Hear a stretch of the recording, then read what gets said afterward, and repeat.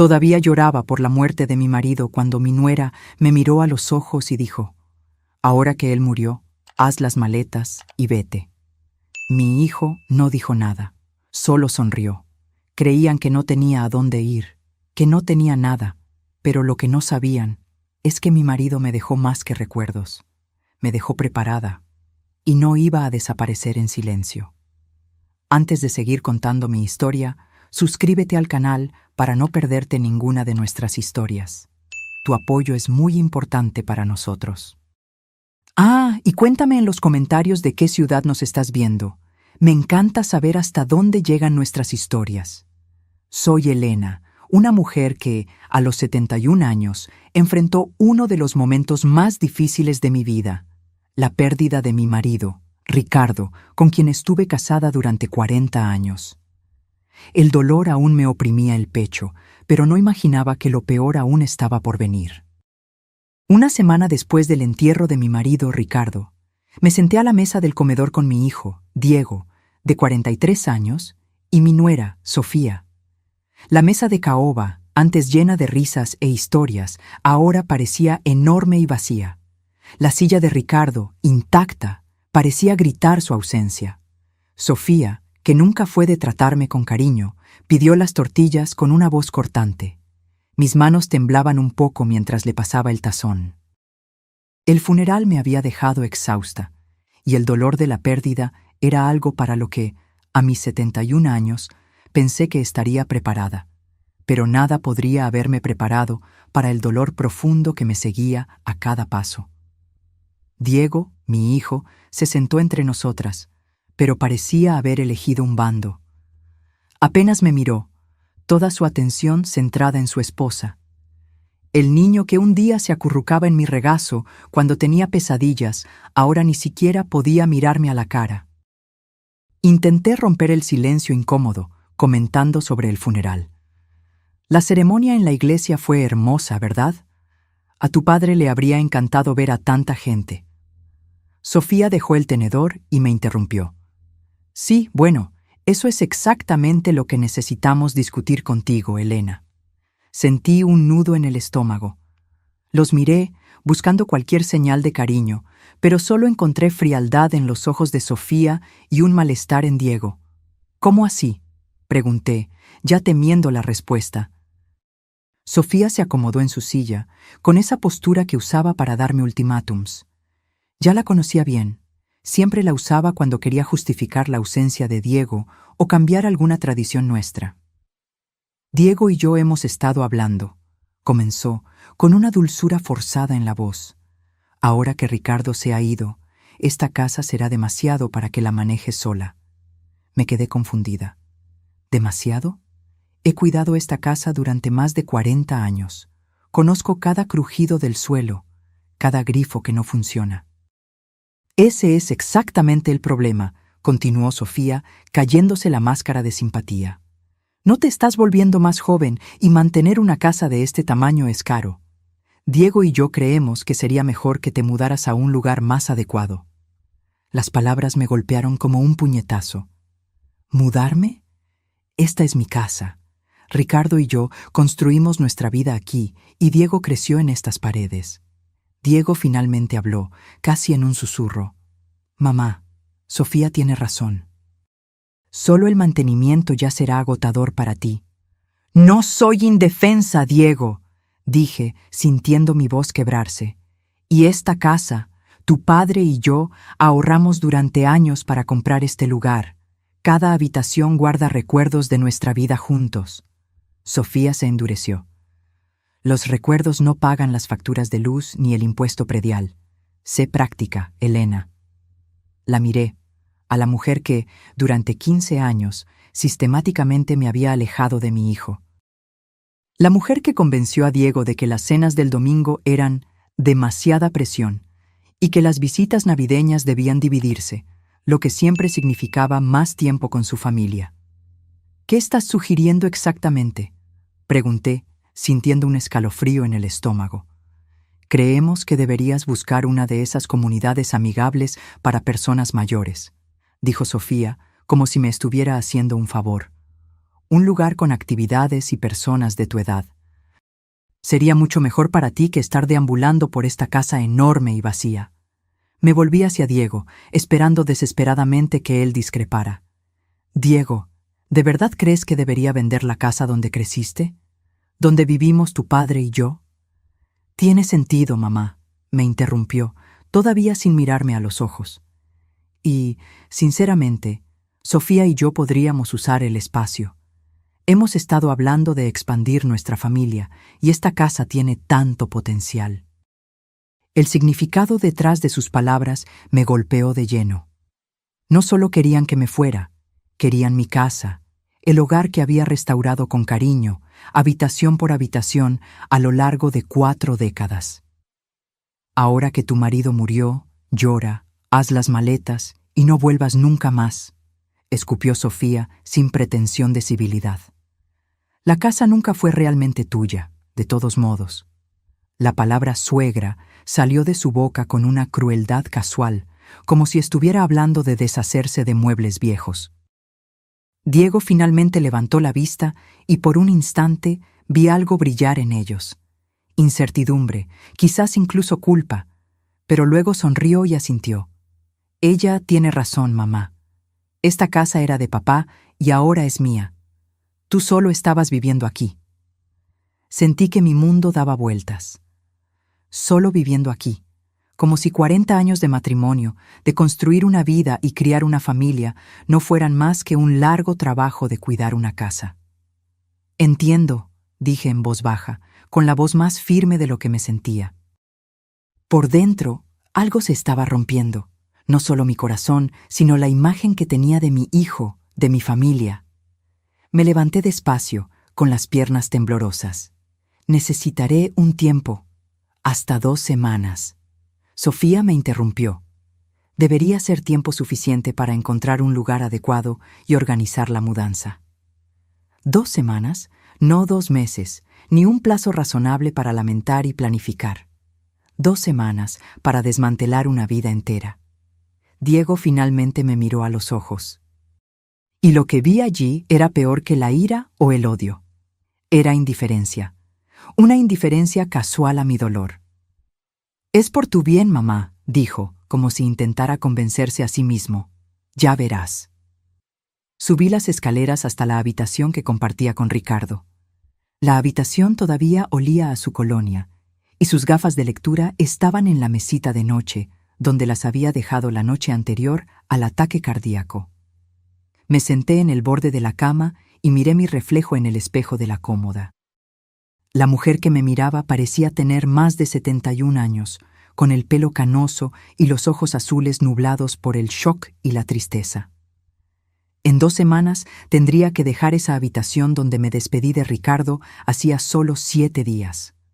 Tendría que empacar 40 años de matrimonio en cajas y entregárselo todo a un hijo que acababa de decirme que nunca había pertenecido realmente a ese lugar. Pero sentada allí en la oscuridad que se acercaba, algo comenzó a agitarse debajo del dolor y el shock. Un pequeño y firme núcleo de determinación. Ricardo siempre fue quien se encargó de nuestras finanzas, pero me enseñó a ser minuciosa, a prestar atención a los detalles. Mañana comenzaría a hacer los preparativos. Llamaría al banco e iniciaría el proceso para averiguar exactamente a qué tenía derecho. Porque si Diego y Sofía creían que podían simplemente borrarme de esta familia sin consecuencias, podrían llevarse una sorpresa. Lo primero que necesitaba hacer era entender exactamente lo que Ricardo había dejado y para quién. El sol de la mañana parecía diferente al entrar por las ventanas de la cocina mientras estaba sentada sola a la mesa del desayuno, tomando mi segunda taza de café. Habían pasado 10 días desde aquella horrible cena y la casa parecía estar conteniendo el aliento, esperando que me fuera. Diego y Sofía ya habían venido 2 veces para evaluar el espacio, midiendo habitaciones y discutiendo reformas como si yo fuera invisible.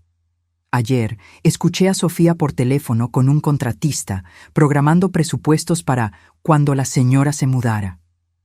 Pasé esos 10 días en una extraña burbuja de adormecimiento, separando mis pertenencias mecánicamente e intentando ignorar la creciente ansiedad en mi estómago.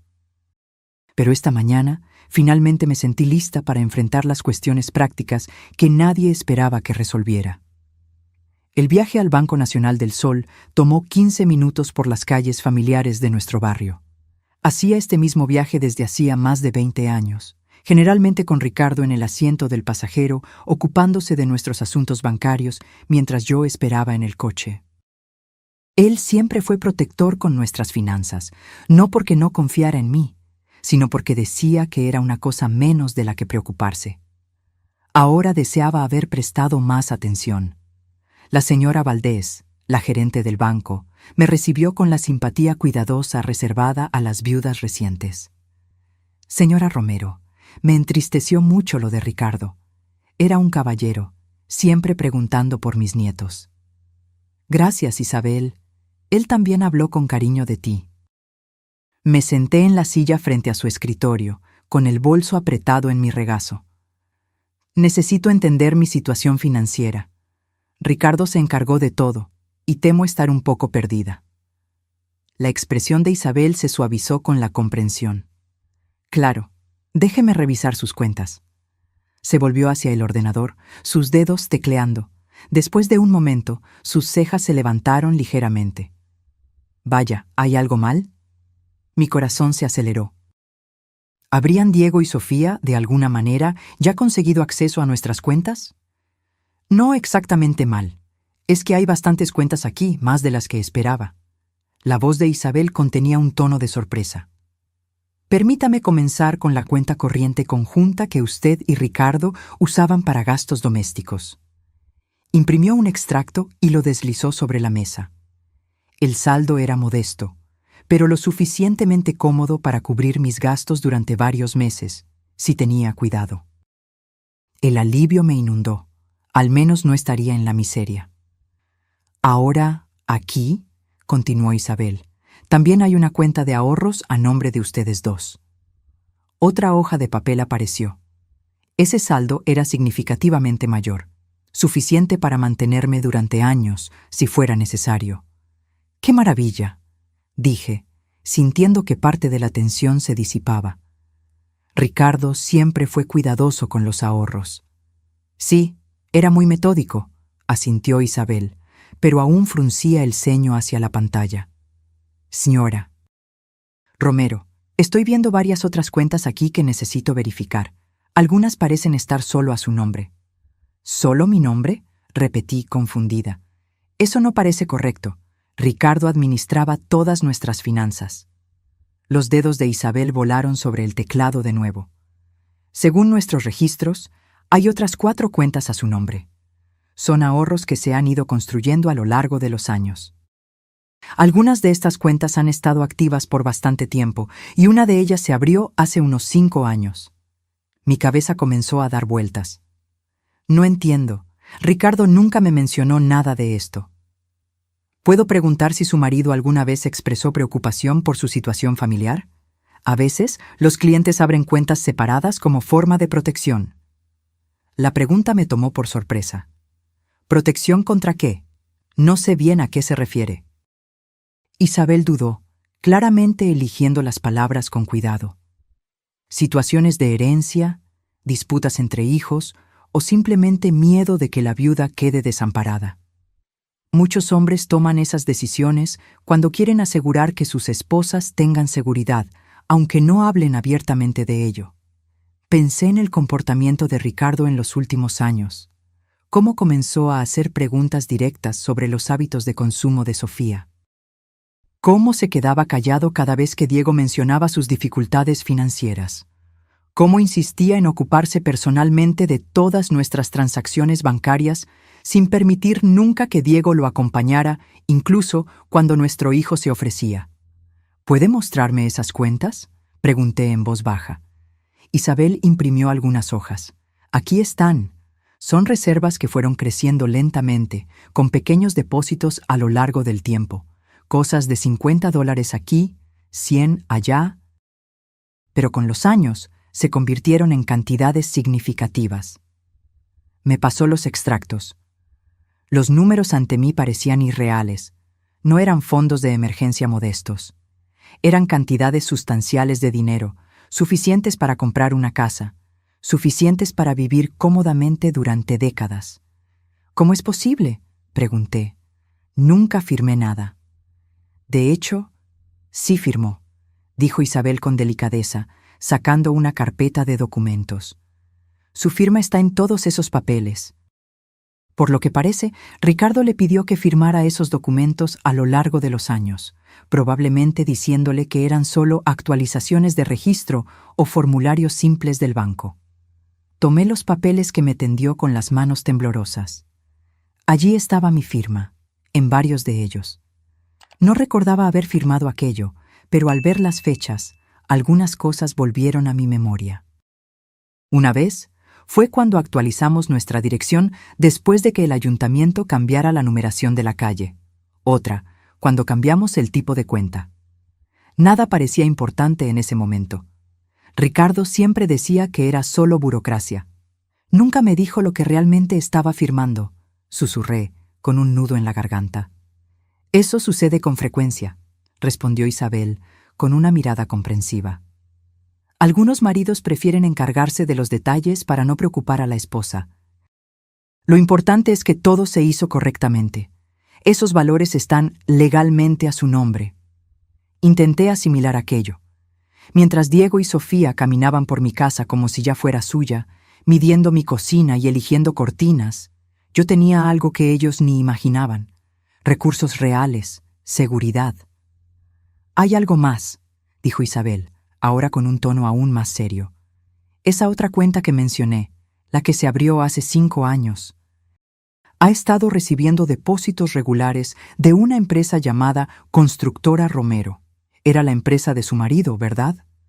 Sí, pero Ricardo vendió la empresa cuando se jubiló, respondí. Diego dijo que el dinero de la venta apenas alcanzó para cubrir las deudas. Isabel miró de nuevo la pantalla, con las cejas ligeramente fruncidas. Según los registros del banco, la cuenta de la empresa sigue activa. Tiene depósitos recientes, y luego transferencias directas a esa cuenta que está a su nombre. Respiró hondo. Señora Romero, creo que debería hablar con el contador de la empresa. Puede que haya más cosas que el señor Ricardo dejó y que aún no han salido a la luz. Salí del banco unos días después, con el bolso lleno de papeles, extractos, comprobantes, registros. En lugar de volver directamente a casa, estacioné en un café y me quedé dentro del coche, en silencio, leyendo todo aquello. Mi corazón latía con fuerza. Los números estaban allí, claros como el día. Sin que yo lo supiera, Ricardo estaba, desde hacía años, creando una especie de red de seguridad a mi alrededor. Cada cuenta, cada depósito, cada movimiento, todo parecía parte de un plan. Cuando tomé los extractos de la tal cuenta a mi nombre, vi algo que me dejó en shock. Los depósitos coincidían exactamente con las veces en que Diego nos visitaba. Principalmente después de pedir dinero prestado o cuando Sofía hacía insinuaciones sobre sus dificultades financieras. Era como si Ricardo le diera ayuda a su hijo con una mano y con la otra separara una cantidad igual o incluso mayor para protegerme. Mi celular vibró. Era un mensaje de Diego. Mamá, Sofía encontró un corredor de bienes raíces para anunciar la casa. Podemos empezar a mostrarla la semana que viene. Espero que encuentres un lugar pronto. Me quedé mirando ese mensaje por un largo tiempo. Después volví a mirar los papeles en mi regazo.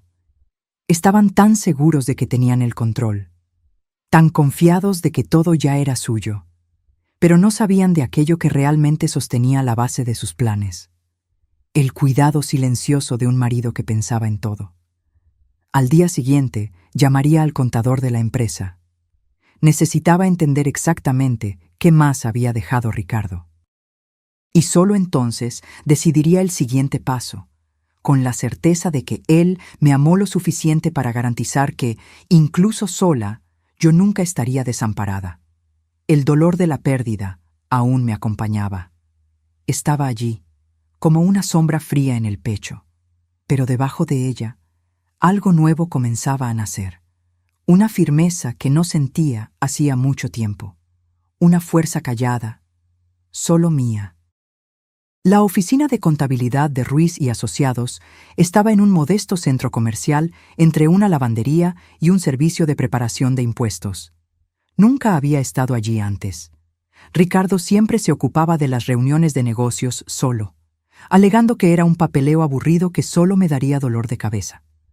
Ahora entendía que me estaba protegiendo de algo más que solo el aburrimiento.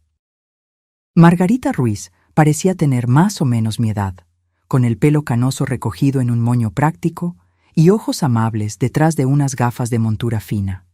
Llevaba los libros de Constructora Romero desde hacía más de 15 años, y su expresión cuando la llamé ayer había sido cuidadosamente neutral. «Señora Romero», dijo, señalando una silla frente a su escritorio desordenado. «Primero, permítame expresarle mis condolencias. Ricardo era un buen hombre y un empresario honesto. Echaré de menos nuestras reuniones trimestrales. Gracias. Desearía poder decir que lo conocí tan bien en los negocios como usted». Me acomodé en la silla, mis nuevos extractos bancarios guardados de forma segura en mi bolso. Estoy tratando de entender nuestra situación financiera, y el banco mencionó unos ingresos comerciales continuos de los que yo no tenía conocimiento. Las cejas de Margarita se levantaron ligeramente. ¿No lo sabía? Eso es inusual. Ricardo hablaba de usted con frecuencia, y supuse... Dejó de hablar, pareciendo reconsiderar sus palabras. Por favor, necesito entender lo que está pasando. Mi hijo me dijo que la empresa se vendió hace años y apenas cubrió sus deudas. ¿Vendida? Margarita pareció genuinamente confundida. Señora Romero, Constructora Romero no se vendió, se reestructuró. Se volvió hacia su ordenador y abrió los archivos. Hace 5 años, Ricardo transfirió la propiedad de los activos de la empresa a un fideicomiso, el Fideicomiso Constructora Romero. Usted está listada como la beneficiaria principal. La habitación pareció inclinarse ligeramente. ¿Soy dueña de la constructora? Bueno, el fideicomiso es el dueño, y usted es la dueña del fideicomiso. Ha sido bastante exitoso, de hecho.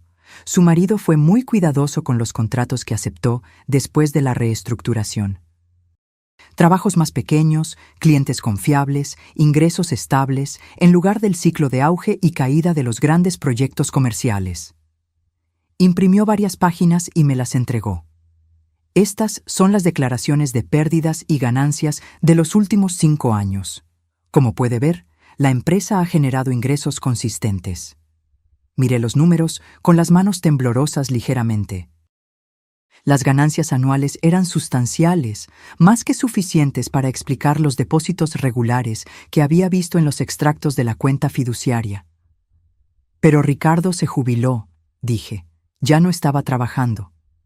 Se retiró de las operaciones diarias, sí, pero mantuvo la supervisión y se encargó de las decisiones estratégicas más amplias. El trabajo propiamente dicho lo gestionaba Carlos Pérez. Creo que lo conoce. Asentí. Carlos trabajó para Ricardo durante más de 20 años, comenzando como un joven aprendiz y progresando hasta convertirse en encargado. Estuvo presente en el funeral, una de las pocas personas presentes que pareció genuinamente afectada. Carlos básicamente ha estado dirigiendo la empresa durante 5 años, continuó Margarita. Ricardo la estructuró de manera que Carlos recibía un porcentaje de las ganancias como bonificación por desempeño, lo que lo mantuvo motivado y leal. Fue un acuerdo muy exitoso. ¿Por qué Ricardo no me contó nada de esto? La pregunta salió casi como un susurro. Margarita dudó, visiblemente incómoda. Señora Romero, quizás no sea mi función decirlo, pero Ricardo estaba preocupado por las presiones familiares. Mencionó que su hijo estaba teniendo dificultades financieras y que su esposa tenía gustos caros. Ricardo temía que si la familia supiera de la continuidad de los ingresos del negocio, habría expectativas y demandas que podrían comprometer su seguridad futura. Las piezas estaban encajando con una claridad devastadora. Cada vez que Diego le pedía un préstamo a su padre, Cada vez que Sofía comentaba lo cómodos que parecíamos, Ricardo calculaba cómo ayudar a nuestro hijo sin sacrificar mi futura independencia. Me estaba protegiendo, dije, las palabras cargadas de comprensión. Los estaba protegiendo a ambos de diferentes maneras, dijo Margarita amablemente.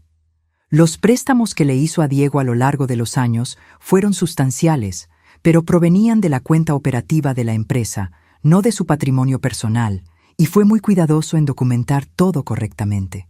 Sacó otra carpeta de archivos. Estas son copias de todos los contratos de préstamo entre la empresa y su hijo. Ricardo insistió en tratarlos como transacciones comerciales formales, con cronogramas de pago y tasas de interés. Abrí la carpeta con las manos temblorosas. Página tras página de documentos de préstamo, cada uno firmado por Ricardo y Diego. Los montos eran impresionantes, decenas de miles de dólares en los últimos 5 años, supuestamente para las diversas empresas e inversiones de Diego. ¿Estaba Diego pagando esos préstamos?, pregunté, aunque ya sospechaba la respuesta. La expresión de Margarita se volvió incómoda. El cronograma de pagos mostraba retrasos significativos. El mes pasado, el saldo adeudado con intereses acumulados era de aproximadamente $87,000. El monto me golpeó como un impacto físico. Diego le debía a la empresa familiar, a mi empresa, casi $90,000, al mismo tiempo que afirmaba que su padre no había dejado nada más que deudas. ¿Qué sucede con esas obligaciones de préstamo ahora?, pregunté. Se transfieren junto con los activos de la empresa. Como nuevo propietario del fideicomiso, usted tiene el derecho legal de exigir el pago o reestructurar los términos como mejor le parezca. Pensé en Diego y Sofía midiendo mi cocina, planeando sus reformas, discutiendo cuándo podrían empezar a mostrar la casa. Estaban tan confiados, tan seguros de que merecían todo lo que Ricardo había construido. Hay una cosa más que necesita saber, dijo Margarita, con la voz aún más cautelosa ahora. El mes pasado, su hijo se puso en contacto conmigo directamente. Dijo que, con el fallecimiento de su padre, asumiría la gestión del negocio. Me pidió que preparara los documentos de transferencia de propiedad, y yo le dije que necesitaría una autorización por escrito del beneficiario del fideicomiso, usted. Pareció sorprendido por su participación en la estructura del negocio. Entonces, Diego planeaba reclamar el negocio junto con la casa, asumiendo que yo estaba demasiado destrozada e ingenua para entender lo que estaba pasando. La traición me golpeó más profundamente de lo que imaginaba posible. Margarita, necesito preguntarte algo confidencial, le dije. Si quisiera mantener la estructura actual de la empresa, con Carlos continuando la gestión de las operaciones, ¿sería eso factible? Claro que sí. Carlos ha estado esperando noticias suyas. De hecho, está preocupado por el futuro de la empresa y por su propia seguridad laboral. Si usted está dispuesta a mantener el statu quo, creo que lo consideraría muy confiable y agradecido por la oportunidad de continuar. Junté todos los papeles, con la mente ebullicionando con las implicaciones de lo que había descubierto. El negocio era mío. La deuda sustancial que Diego había acumulado era real y legalmente exigible, y ni él ni Sofía tenían la menor idea de que sus planes estaban construidos sobre una base de mentiras y suposiciones. Me gustaría programar una reunión con Carlos lo antes posible, dije, y quiero entender todas mis opciones con respecto a los préstamos pendientes. Claro. ¿Le llamo a Carlos esta tarde? Sí, por favor. Y, Margarita, le agradecería que esta conversación se mantuviera confidencial por ahora.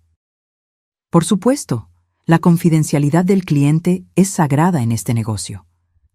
Mientras conducía a casa, mi teléfono vibró con otro mensaje de Sofía. Elena, la agente inmobiliaria quiere programar un fotógrafo para mañana. Asegúrate de que la casa esté limpia y organizada. La primera impresión es la que cuenta para los posibles compradores. Me quedé mirando el mensaje por un largo momento antes de guardar el celular sin responder.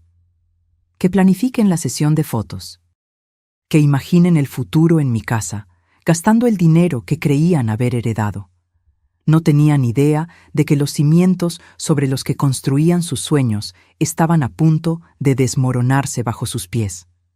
Esa noche, me senté en la oficina de Ricardo por primera vez desde su muerte, rodeada de sus archivos cuidadosamente organizados. Ahora entendía por qué había sido tan meticuloso con el mantenimiento de registros, por qué había insistido en la documentación adecuada para cada transacción. Él había estado construyendo una fortaleza a mi alrededor, ladrillo por ladrillo, transacción por transacción, y mañana comenzaría a aprender cuán fuertes eran realmente esas murallas. Las manos callosas de Carlos Pérez envolvían su taza de café mientras estábamos sentados en mi cocina a la mañana siguiente. A sus 55 años, todavía tenía los hombros anchos y las palmas curtidas de un hombre que había pasado su vida construyendo cosas, pero sus ojos transmitían un cansancio que nunca había visto antes. «Señora Romero, necesito serle franco», dijo, con la voz ronca por la emoción. «He estado muriéndome de preocupación desde que falleció el señor Ricardo. Diego vino a la obra la semana pasada para hablar sobre evaluación de activos y optimización de operaciones. No sonó bien para gente como yo». Me serví otra taza de café, siguiendo la rutina habitual para calmar los nervios. «Carlos, ¿qué te dijo exactamente mi hijo?» Dijo que la familia estaba pasando por dificultades financieras y que se tendrían que tomar decisiones difíciles con respecto al negocio. Quería que le diera una lista completa de todos nuestros contratos actuales, equipos y proyecciones de flujo de caja. Carlos apretó la mandíbula. También preguntó por las llaves del patio de equipos y de la oficina. «¿Y qué le dijiste?» «Que tendría que hablar con quien estuviera a cargo ahora. El señor Ricardo siempre me decía que si algo le pasaba, debía esperar instrucciones adecuadas del propietario legal». Carlos me miró a los ojos. «Nunca dijo que sería usted». El alivio me inundó. Ricardo se había preparado para este escenario, asegurándose de que Carlos fuera el guardián del negocio, en lugar de simplemente entregarlo a cualquiera que reclamara autoridad. «Carlos, necesito compartir algo contigo, pero necesito tu palabra de que esta conversación se quedará entre nosotros por ahora». Su expresión se puso seria. «Usted tiene mi palabra». Abrí los documentos que Margarita me había dado el día anterior. «Soy dueña de Constructora Romero, no Diego, no la herencia, yo soy. Ricardo transfirió todo a un fideicomiso hace 5 años y yo soy la beneficiaria». Los ojos de Carlos se abrieron mientras estudiaba los papeles. «Bueno, que me condenen». «Perdone mi lenguaje, señora, pero el señor Ricardo siempre pensaba 3 pasos por delante». Realmente lo hacía, y según estos registros, el negocio ha sido bastante rentable bajo su gestión. Una oleada de orgullo recorrió el rostro de Carlos. «Hemos construido una buena reputación, señora Romero. Clientes fieles, trabajo de calidad, precios justos. El señor Ricardo me enseñó que los clientes recurrentes valen más que cualquier gran negocio». «Quiero que continúes exactamente como siempre», dije. «Pero necesito entender una cosa. Diego no ha sido muy honesto sobre la situación financiera de la familia. ¿Puedes contarme sobre alguna interacción que hayas tenido con él con respecto a asuntos comerciales?» La expresión de Carlos se cerró. Hubo varias a lo largo de los años. Aparecía cuando el señor Ricardo no estaba para preguntar sobre el flujo de caja, queriendo saber sobre los próximos pagos de los clientes.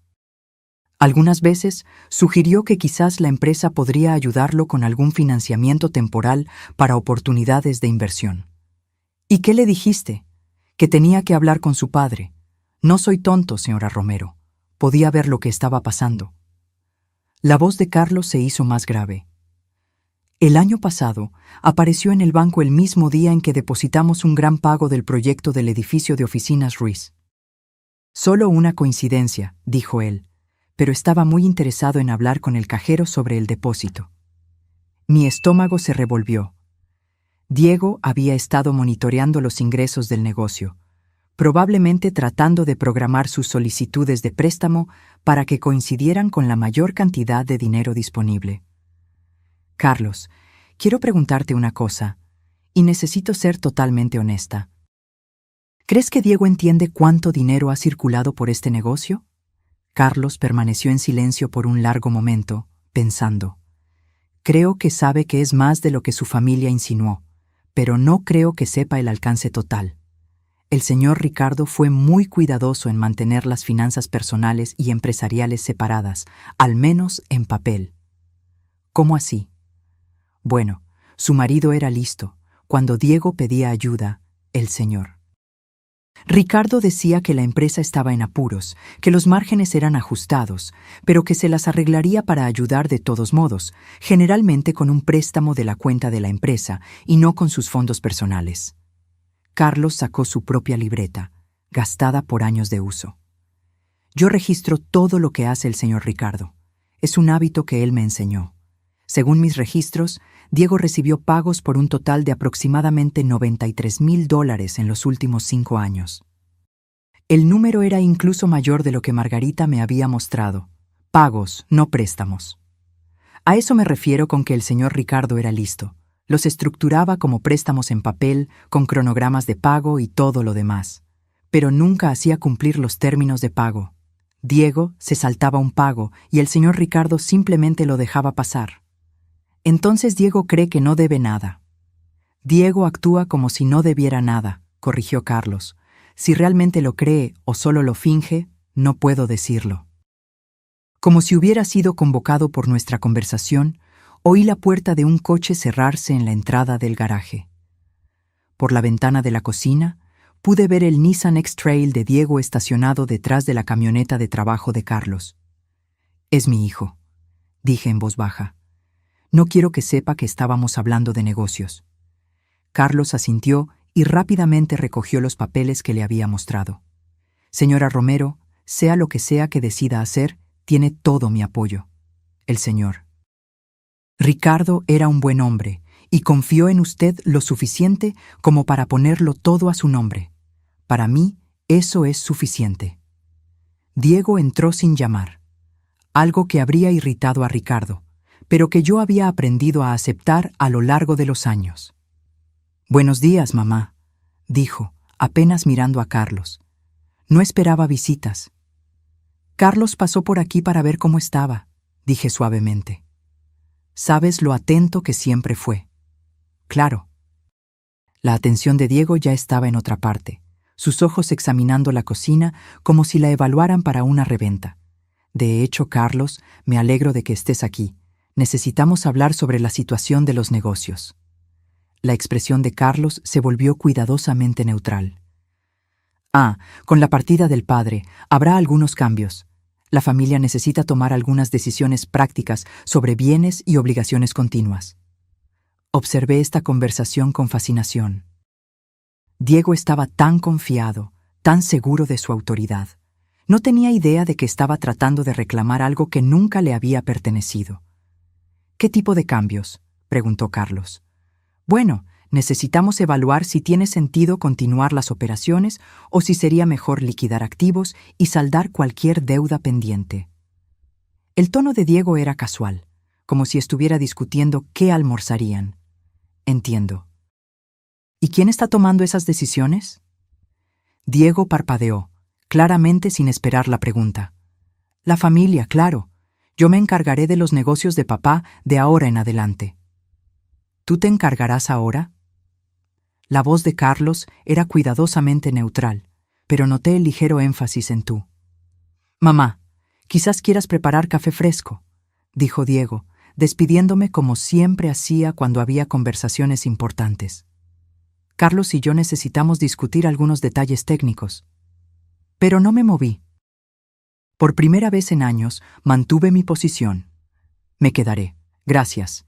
Esta es mi cocina y Carlos es mi invitado». Diego pareció sorprendido, pero se encogió de hombros. «Genial, Carlos. Necesito que prepares un inventario completo de todos los equipos, vehículos y contratos vigentes. También necesito tener acceso a las cuentas de la empresa para evaluar la situación financiera». «Con gusto ayudaré con eso», dijo Carlos cuidadosamente. «¿Con quién debo coordinar la autorización de acceso a la cuenta?». «Conmigo, obviamente. ¿Y tienes autoridad legal para acceder a las cuentas de Constructora Romero? La confianza de Diego flaqueó un poco. Porque soy el hijo y heredero de Ricardo Romero, por lo que veo. ¿Y tienes documentación que demuestre que estás autorizado para actuar en nombre de la empresa? La cocina se quedó en silencio, excepto por el tic-tac del viejo reloj encima del fregadero. El rostro de Diego se estaba poniendo rojo y pude verlo luchando entre la irritación y la incertidumbre. «Mira, Carlos, creo que no entiendes la situación aquí», dijo Diego, con la voz adquiriendo el tono condescendiente que usaba cuando se sentía desafiado. «Esto no es una adquisición hostil. Estoy tratando de resolver los problemas de papá y asegurarme de que todos estén atendidos, pero no puedo hacerlo si vas a dificultar las cosas». «No estoy tratando de dificultar las cosas», respondió Carlos con calma. «Solo estoy tratando de entender de quién debo recibir órdenes. Tu padre fue muy claro sobre los procedimientos y la documentación adecuados». Diego se volvió hacia mí, esperando claramente apoyo. «Mamá, explícale a Carlos que ahora me estoy encargando de los negocios de papá». Miré a mi hijo, ese hombre que planeaba vender mi casa sin que yo lo supiera, que había acumulado casi $90,000 en deudas mientras afirmaba que su padre no había dejado nada, y tomé mi decisión. «De hecho, Diego, creo que Carlos tiene razón en pedir la documentación adecuada», dije en voz baja. «Tu padre siempre fue muy cuidadoso con esas cosas». Diego me miró como si tuviera una segunda cabeza. «¿De qué estás hablando?» «Estoy hablando de asegurar que todo se maneje de manera adecuada y legal. Ciertamente entiendes la importancia de eso». Por primera vez desde el inicio de esta conversación, Diego pareció incierto, y al ver esa incertidumbre extenderse por su rostro, sentí algo que no sentía en años: poder. La llamada telefónica llegó a las 7 de la mañana, 3 días después de mi confrontación con Diego en la cocina. Ya lo esperaba. No se puede cuestionar la autoridad supuesta de alguien sin consecuencias, especialmente cuando esa persona está acostumbrada a salirse con la suya. «Mamá, necesitamos hablar ahora». La voz de Diego estaba tensa, con una ira apenas controlada. «Sofía y yo vamos para allá. Es bastante temprano, ¿no crees? Esto no puede esperar. Llegaremos en 20 minutos». La línea se cortó antes de que pudiera responder. Me tomé mi tiempo para vestirme, eligiendo un vestido azul marino que Ricardo siempre decía que me hacía lucir digna. Si aquello iba a ser una confrontación, tenía la intención de afrontarla directamente. Llegaron exactamente 20 minutos después, con los tacones de Sofía golpeando agresivamente en el porche delantero. Abrí la puerta antes de que pudieran llamar, manteniendo la pequeña ventaja de ser la anfitriona de mi propia casa. «Buenos días», dije gentilmente, como si fuera una visita social. Sofía pasó junto a mí y entró en la sala de estar, sosteniendo su bolso de diseñador como un arma. Diego la siguió, con el rostro serio. Ambos permanecieron de pie, posicionándose entre yo y la puerta en lo que reconocí como una táctica de intimidación. «Mamá, no sé qué clase de juego crees que estás jugando», comenzó Diego. «Pero Carlos Pérez llamó ayer y dijo que no puede proporcionarme información comercial sin la debida autorización. ¿Qué le dijiste?» Me acomodé en el sillón favorito de Ricardo, el que tenía la mejor vista de la habitación. Le dije que siguiera los procedimientos adecuados. Tu padre ya esperaba esto. ¿Procedimientos adecuados? La voz de Sofía era estridente. Diego es el hijo y heredero de Ricardo. ¿Qué otra autorización necesita alguien? Autorización legal, dije con calma. La que viene con la propiedad real. Los ojos de Diego se entrecerraron. ¿De qué estás hablando? El testamento de papá deja todo a la familia. Soy el albacea, lo que significa que me encargo de todos los bienes hasta que se resuelva la herencia. En realidad, Diego, eso no es del todo cierto. Saqué la carpeta que había puesto en la mesita auxiliar, la que contenía todos los documentos que Margarita Ruiz me había dado.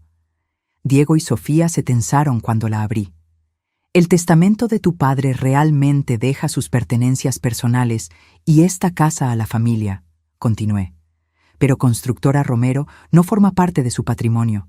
No lo ha sido durante 5 años. ¿De qué estás hablando?, preguntó Diego.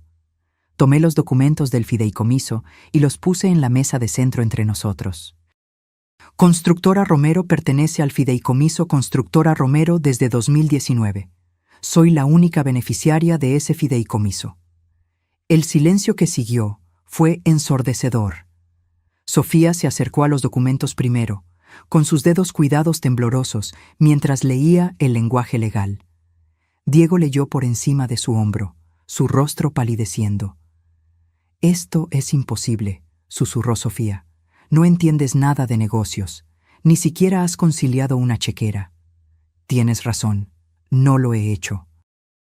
«Tu padre se encargaba de todo eso, pero, aparentemente, él entendía cosas sobre nuestra situación familiar que yo era demasiado ingenua para percibir». Diego se hundió en el sofá como si sus piernas hubieran cedido. Pero el negocio estaba en dificultades. Papá siempre decía que los márgenes eran ajustados, que apenas daba para mantener las operaciones funcionando. El negocio ha sido bastante rentable, de hecho. Le entregué otro juego de papeles. Aquí están los estados financieros de los últimos 5 años. Observar la expresión de Diego mientras procesaba los números fue como ver a alguien darse cuenta de que estaba jugando al ajedrez mientras todos los demás jugaban a las damas. Esas ganancias. La voz de Diego era casi inaudible. ¿A dónde fue ese dinero? Parte de él fue para ti, Diego. Una buena parte, de hecho. Tomé la documentación del préstamo. $87,000 en 5 años, para ser más precisa. Sofía tomó los papeles del préstamo, examinándolos frenéticamente. Dicen que son préstamos. Diego, me dijiste que eran regalos. Dijiste que tu padre nos estaba ayudando a establecernos. Eran regalos, dijo Diego, pero su voz carecía de convicción. Papá nunca pidió pagos. Nunca mencionó cronogramas de pago. De hecho, sí los mencionó, dije en voz baja. Margarita Ruiz tiene copias de todas las conversaciones, de todos los pagos perdidos, de todas las veces que tu padre optó por extender los plazos en lugar de exigir lo que le debías. Observé cómo la realidad de su situación comenzaba a imponerse. Diego había construido su vida financiera partiendo del principio de que la generosidad de su padre continuaría indefinidamente. Probablemente había pedido dinero prestado contra esas expectativas, asumió compromisos basados en dinero que creía suyo. «Pero esto no cambia nada», dijo Sofía de repente, con la voz adquiriendo un tono de desesperación. «La casa todavía va para Diego. Esto vale más que una pequeña empresa de construcción». «¿De verdad?», pregunté suavemente. Los ojos de Sofía brillaron con algo entre rabia y pánico. «No bromees, Elena. Esta casa vale al menos $400,000. Tienes razón. Es una propiedad encantadora. Claro, está el asunto de la hipoteca». Diego levantó la vista bruscamente. «¿Qué hipoteca? Papá dijo que la casa estaba saldada». «Lo estaba, pero hace 18 meses tu padre obtuvo un préstamo con garantía hipotecaria, un préstamo bastante sustancial, de hecho». Tomé el último juego de documentos, los que descubrí en la oficina de Ricardo ayer mismo, cuidadosamente archivados en una carpeta marcada como «Fondos de emergencia». «Un préstamo con garantía inmobiliaria de $350,000, continué. «Los fondos fueron transferidos a la cuenta del fideicomiso Constructora Romero, lo que significa que se convirtieron en parte de mi herencia». El rostro de Sofía se puso blanco. «Esto no es posible. Lo habríamos sabido. Tendríamos que haber firmado». «Tu padre era el único dueño de la casa en ese momento», interrumpí. «Yo estaba listada como cónyuge con derecho de supervivencia, pero no como copropietaria». Él no necesitaba la firma de nadie más. Diego miró los documentos del préstamo como si estuvieran escritos en un idioma extranjero. «¿Pero por qué haría eso? ¿Por qué hipotecaría la casa solo para poner dinero en una cuenta empresarial?» Por primera vez desde que comenzó esta conversación, permití que mis emociones cuidadosamente controladas se manifestaran. Porque me estaba protegiendo, Diego. Estaba asegurándose de que, pasara lo que pasara, yo tendría seguridad financiera. ¿Protegiéndote de qué? La voz de Diego estaba ronca. De esto, dije, señalando la escena ante mí. De haber sido expulsada de mi propia casa por familiares que me veían como una carga en lugar de una persona. De haberme quedado sin nada mientras todos los demás reclamaban lo que creían merecer. La compostura de Sofía finalmente se rompió por completo. Lo manipulaste, convenciste a un hombre moribundo para que lo cambiara todo. Tu padre no estaba muriendo cuando creó estos fondos, Sofía. Estaba planificando, y el hecho de que él sintiera la necesidad de planificar para este escenario debería decir algo sobre cómo veía la dinámica de nuestra familia. Las manos de Diego temblaban mientras dejaba los papeles sobre la mesa. Mamá, seguro que podemos arreglar esto. Realmente no quieres administrar una constructora y la casa. Esta casa es el hogar de nuestra familia. Debe permanecer en la familia. Va a permanecer en la familia, Diego. Va a permanecer conmigo. Pero los pagos de la hipoteca, dijo Sofía desesperadamente. ¿Cómo vas a pagar las cuotas de la hipoteca? De la misma manera que tu padre pretendía, con los ingresos de Constructora Romero. Carlos Pérez me asegura que el negocio es bastante estable, y Margarita Ruiz dice que el flujo de caja cubrirá fácilmente los pagos del préstamo, con bastante sobra para mis gastos de subsistencia. Me levanté, alisando mi vestido. Ahora, creo que mencionaste algo sobre mudarte. Creo que sigue siendo una excelente idea. No para mí, claro, pero estoy segura de que encontrarás un lugar encantador para empezar de cero. Diego me miró como si me viera por primera vez. Mamá, no puedes estar hablando en serio. Después de todo lo que papá hizo por ti, de todo lo que significa nuestra familia. Tu padre hizo todo por mí, interrumpí. Me amó lo suficiente como para asegurarse de que nunca estaría a merced de nadie, incluidos mis propios hijos. Y ahora entiendo cuánto necesitaba esa protección. Sofía ya estaba en la puerta, con el rostro contorsionado por la ira y la incredulidad. Esto no ha terminado, Elena. Vamos a luchar contra esto. Vamos a impugnarlo todo. Puedes intentarlo, dije con calma, pero debes saber que todo lo que hizo tu padre fue completamente legal y debidamente documentado. Margarita Ruiz es muy detallista y ya ha proporcionado copias de todos los documentos relevantes a mi abogado. Diego se detuvo en la puerta, con una expresión que mezclaba confusión y dolor. No entiendo, mamá. ¿Por qué nos estás haciendo esto a nosotros? No te estoy haciendo nada, Diego. Simplemente me niego a dejar que me hagas esto a mí. Después de que se fueron, me senté sola en el silencio repentino de mi casa, y sentí algo que no sentía en décadas. Por primera vez desde que era joven, era completamente independiente financieramente. No le debía nada a nadie, y nadie podía quitarme lo que tenía. Ricardo me había dado más que dinero. Me había dado libertad. 6 meses después, estaba en la terraza de mi nueva casa de campo frente al mar, observando el sol de la mañana pintar franjas doradas en el Pacífico. El sonido de las olas contra las rocas de abajo se había convertido en mi sinfonía diaria, reemplazando los crujidos familiares y los sonidos de la vieja casa. La casa en Puerto Escondido era más pequeña que la casa familiar, pero era enteramente mía. Cada mueble, cada elección decorativa, cada habitación reflejaba mi gusto, y no las concesiones hechas a lo largo de 40 años de matrimonio. Descubrí, para mi sorpresa, que tenía un gusto excelente cuando nadie más estaba dando opiniones. Constructora Romero siguió prosperando bajo la gestión de Carlos Pérez. Él llamaba todos los viernes por la tarde para ponerme al día sobre los proyectos actuales y los contratos futuros, y las ganancias trimestrales se depositaban directamente en mi cuenta.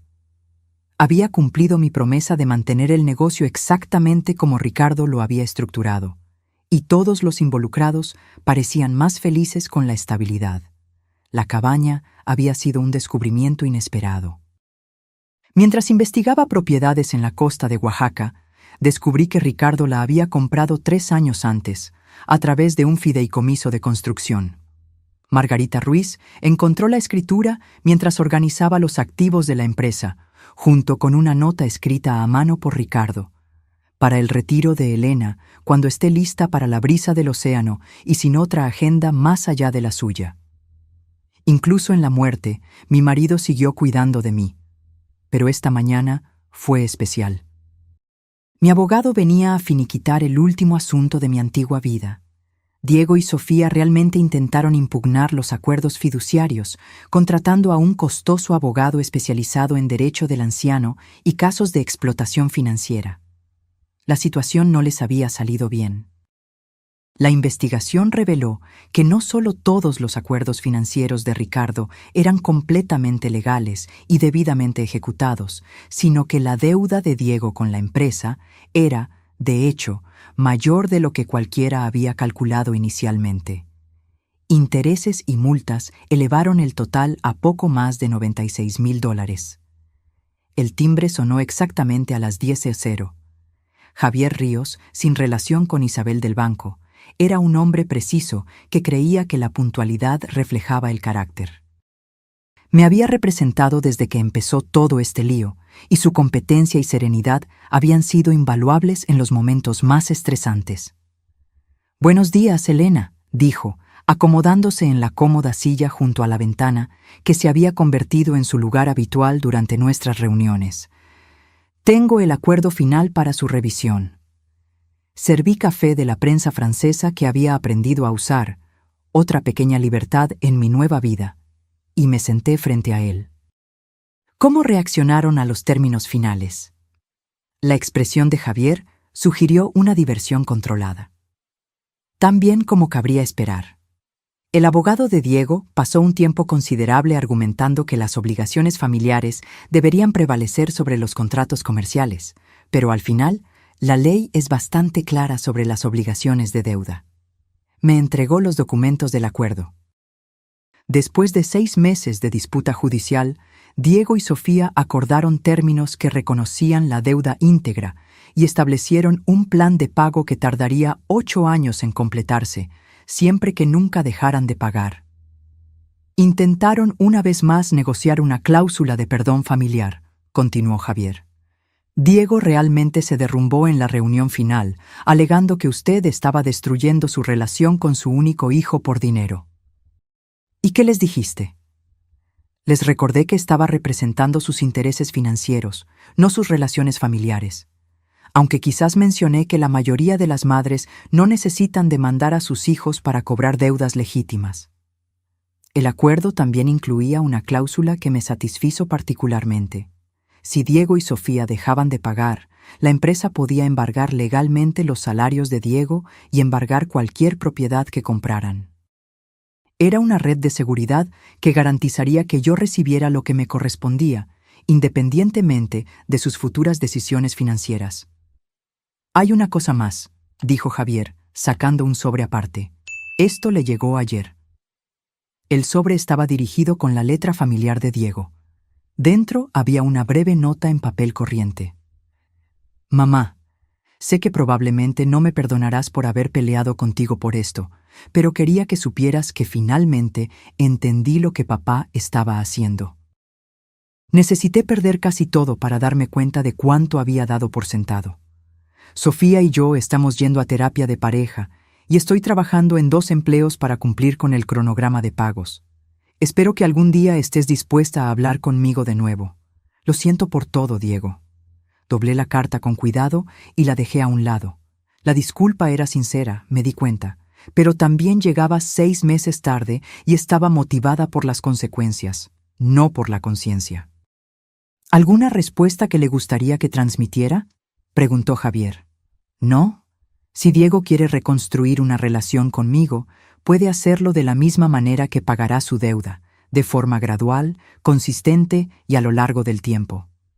Después de que Javier se fue, me senté sola en el silencio repentino de mi casa, y sentí algo que no sentía en décadas. Por primera vez desde que era joven, era completamente independiente financieramente. No le debía nada a nadie, y nadie podía quitarme lo que tenía. Ricardo me había dado más que dinero. Me había dado libertad. 6 meses después, estaba en la terraza de mi nueva casa de campo frente al mar, observando el sol de la mañana pintar franjas doradas en el Pacífico. El sonido de las olas contra las rocas de abajo se había convertido en mi sinfonía diaria, reemplazando los crujidos familiares y los sonidos de la vieja casa. La casa en Puerto Escondido era más pequeña que la casa familiar, pero era enteramente mía. Cada mueble, cada elección decorativa, cada habitación reflejaba mi gusto, y no las concesiones hechas a lo largo de 40 años de matrimonio. Descubrí, para mi sorpresa, que tenía un gusto excelente cuando nadie más estaba dando opiniones. Constructora Romero siguió prosperando bajo la gestión de Carlos Pérez.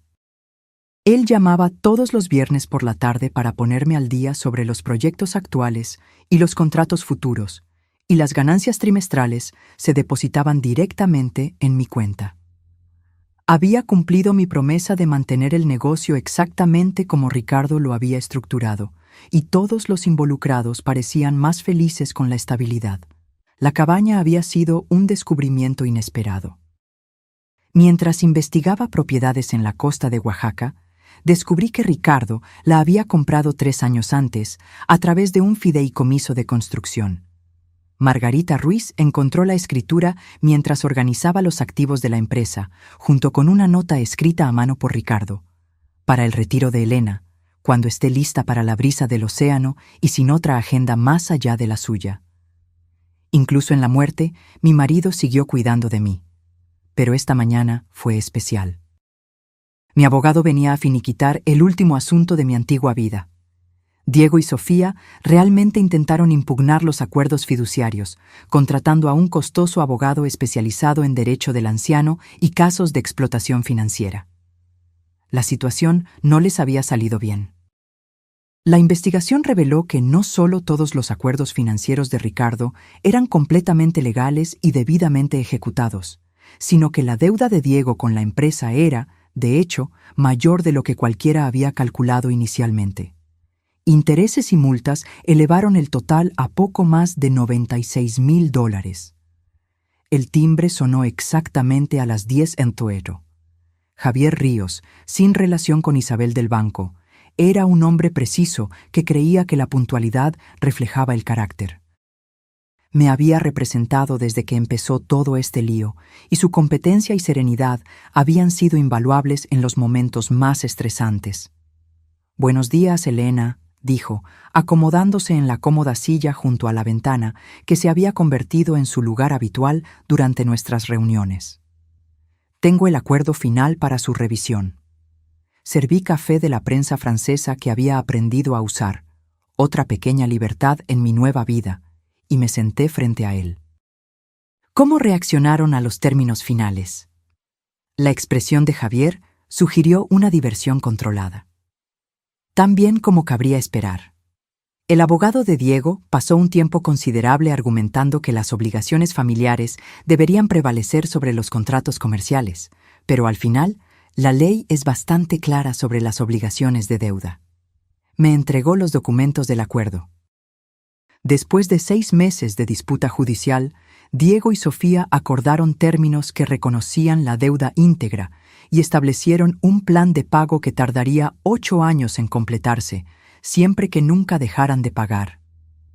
Intentaron una vez más negociar una cláusula de perdón familiar, continuó Javier. Diego realmente se derrumbó en la reunión final, alegando que usted estaba destruyendo su relación con su único hijo por dinero. ¿Y qué les dijiste? Les recordé que estaba representando sus intereses financieros, no sus relaciones familiares, aunque quizás mencioné que la mayoría de las madres no necesita demandar a sus hijos para cobrar deudas legítimas. El acuerdo también incluía una cláusula que me satisfizo particularmente. Si Diego y Sofía dejaban de pagar, la empresa podía embargar legalmente los salarios de Diego y embargar cualquier propiedad que compraran. Era una red de seguridad que garantizaría que yo recibiera lo que me correspondía, independientemente de sus futuras decisiones financieras. «Hay una cosa más», dijo Javier, sacando un sobre aparte. «Esto le llegó ayer». El sobre estaba dirigido con la letra familiar de Diego. Dentro había una breve nota en papel corriente. Mamá, sé que probablemente no me perdonarás por haber peleado contigo por esto, pero quería que supieras que finalmente entendí lo que papá estaba haciendo. Necesité perder casi todo para darme cuenta de cuánto había dado por sentado. Sofía y yo estamos yendo a terapia de pareja y estoy trabajando en 2 empleos para cumplir con el cronograma de pagos. Espero que un día estés dispuesta a hablar conmigo de nuevo. Lo siento por todo, Diego. Doblé la carta con cuidado y la dejé a un lado. La disculpa era sincera, me di cuenta, pero también llegaba 6 meses tarde y estaba motivada por las consecuencias, no por la conciencia. ¿Alguna respuesta que le gustaría que transmitiera?, preguntó Javier. No. Si Diego quiere reconstruir una relación conmigo, puede hacerlo de la misma manera que pagará su deuda, de forma gradual, consistente y a lo largo del tiempo. Después de que Javier se fue, llevé mi café a la terraza y leí la carta de Diego de nuevo. El dolor todavía estaba allí, no solo por Ricardo, sino por el hijo que creí haber criado y por las relaciones familiares que creía reales. Pero debajo de la tristeza había algo más fuerte, una profunda satisfacción por haberme defendido cuando más importaba. Mi teléfono sonó, interrumpiendo mis pensamientos. El identificador de llamadas mostraba un número que no reconocí, pero algo en él me resultó familiar. Hola, señora Romero. Soy Laura Ruiz, la hija de Margarita. Recordé a Laura, una enfermera que trabajaba en el hospital regional. Margarita la mencionaba ocasionalmente durante nuestras reuniones. Claro que no, querida. ¿Cómo puedo ayudarte? Bueno, en realidad, así es como puede ayudarnos. Mamá me contó su situación sobre cómo tuvo que reconstruir su vida después de dificultades familiares. Estoy abriendo un grupo de apoyo para mujeres que han tenido que lidiar con manipulación financiera por parte de familiares, y me preguntaba si estaría dispuesta a compartir su experiencia. La petición me tomó por sorpresa. No sé si sabría qué decir. Se sorprendería de cuántas mujeres se encuentran en situaciones similares. Hijos adultos que se sienten con derecho a los bienes de sus padres, cónyuges que ocultan información financiera, familiares que confunden la amabilidad con la debilidad. Su historia puede ayudar a otras mujeres a entender sus derechos y encontrar el valor para protegerse. Lo pensé por un momento, observando a un pelícano zambullirse en busca de peces en la bahía de abajo. 6 meses atrás, era una viuda de luto, enfrentando la falta de vivienda a manos de mi propio hijo. Hoy era financieramente independiente, vivía exactamente donde quería, sin rendir cuentas a nadie más que a mí misma. ¿Cuándo le gustaría que hablara?, pregunté. ¿En serio? ¿Vas a hablar? Creo que sí, pero no sobre venganza o batallas legales. Quiero hablar sobre la diferencia entre ser un familiar amoroso y ser un felpudo, sobre la importancia de entender la propia situación financiera y sobre el regalo que Ricardo me hizo cuando protegió mi futuro, incluso de nuestro propio hijo. Programamos la charla para el mes siguiente. Después de colgar, me di cuenta de que ayudar a otras mujeres a lidiar con situaciones similares parecía un propósito, una forma de honrar tanto la protección de Ricardo como mi propia y ardua independencia. Esa noche, hice algo que comencé a hacer todas las noches desde que me mudé a la cabaña. Me senté en la terraza con una copa de vino y observé la puesta de sol, disfrutando del simple hecho de que esa vista, esa paz, esa libertad eran enteramente mías. Nadie podía quitarme eso. Nadie podía sacarme de mi propia vida por votación. Nadie podía decidir que era prescindible. La casa estaba en silencio, excepto por el ritmo del océano y el canto distante de las aves marinas que se acomodaban para la noche. Mañana me ocuparía de mi jardín. Quizás conduciría hasta la ciudad para almorzar en el pequeño bistró, donde el dueño siempre me reservaba una mesa junto a la ventana. Placeres simples que me pertenecían enteramente. La deuda de Diego se pagaría eventualmente, independientemente de si la manejaba de manera responsable o si la empresa tenía que embargar su salario. El acuerdo judicial garantizaba que se haría justicia independientemente de sus elecciones. Pero la verdadera victoria no fue financiera. Era la certeza de que había encontrado fuerzas para exigir el respeto que merecía. Mientras la última luz del día se desvanecía en el horizonte, levanté mi copa en un brindis silencioso a Ricardo, donde quiera que estuviera. Él me amó de una manera rara, el tipo de amor que protege incluso en la ausencia, que prevé las tormentas y deja refugio antes de la lluvia. Se aseguró de que nunca estuviera a merced de quienes no sabían valorarme. Cuando la vida me puso a prueba, descubrí que ya tenía todo lo que necesitaba para resistir. El sonido de las olas seguía su curso abajo, como un recordatorio de que el tiempo pasa, pero la fuerza permanece. Allí, sentada en mi terraza, en mi casa, viviendo mi propia historia, sin concesiones, sin silencios forzados, finalmente comprendí lo que es ser libre. Ser libre es no necesitar más pedir permiso para existir. Es ocupar el espacio que siempre fue mío. Es, al fin, tener paz. Si la increíble jornada de Elena resonó contigo, mostrando que la fuerza y la libertad pueden encontrarse incluso en los momentos más difíciles, entonces no te detengas aquí. Suscríbete a nuestro canal para recibir más historias inspiradoras de superación y resiliencia. Tu propia historia podría ser la próxima en motivarnos. ¿Te gustó la historia de Elena? Deja tu like para mostrarnos tu apoyo y comparte en los comentarios qué fue lo que más te impactó de esta trayectoria de coraje y cambio. Queremos saber tu opinión. Tu participación nos ayuda a seguir trayendo contenido que inspira y empodera.